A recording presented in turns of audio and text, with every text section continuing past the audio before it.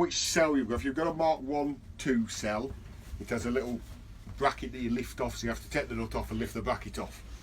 What you do there is put the nut back on. On this one, a Mark 3 and above, it's like a retained... It swivels out. So it swivels out, you shove it round, so it's now clamping the plate down. Makes your life easier for when you're taking the fan out and putting it back. So now you can disconnect your fan. Fan swings out, and out it comes. While you've still got that in place, disconnect your electrodes. Because if you take that nut off, what's then happening is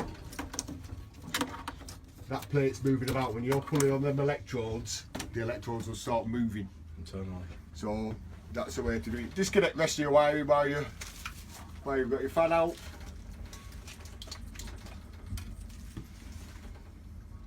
So now we can actually check that out without disturbing aught else. We can leave that as is.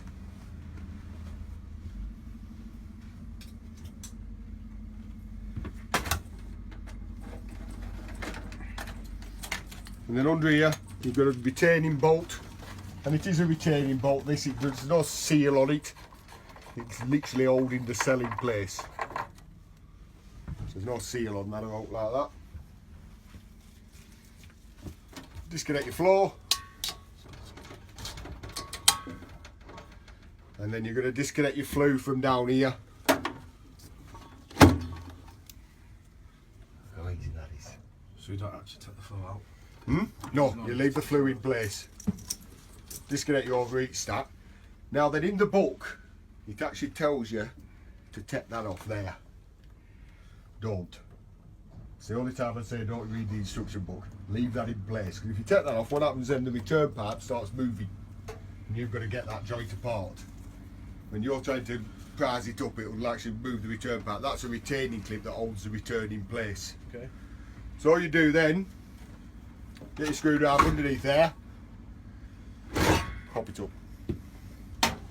Now in real life that is not going to do that easily, but it will come out. And can you see how that's damaged there? Over time. At the end, because I've taken it out loads of times, but at the end of the day, if you damage that, the new cell comes with that sump on. So it doesn't matter if you damage it. Then on the back, well, it's popped out. And all you do is that. That's your cell out.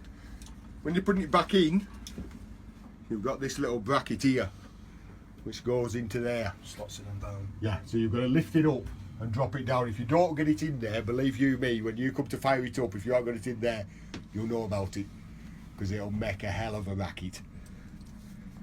You want to put it back? Yeah.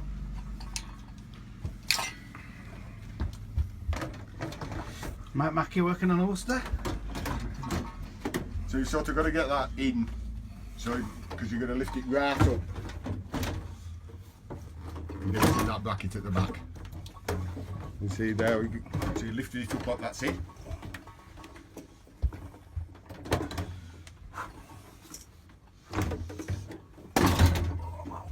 You try and pull it forward, you're not going to in.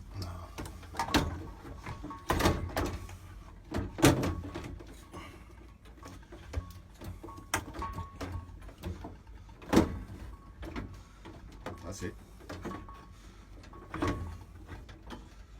When you come to put it back, the weight of the cell will drop it onto the return part. It will literally drop it straight on. And that won't be hard work to do. You put new O-ring on, grease it up, and it will, the weight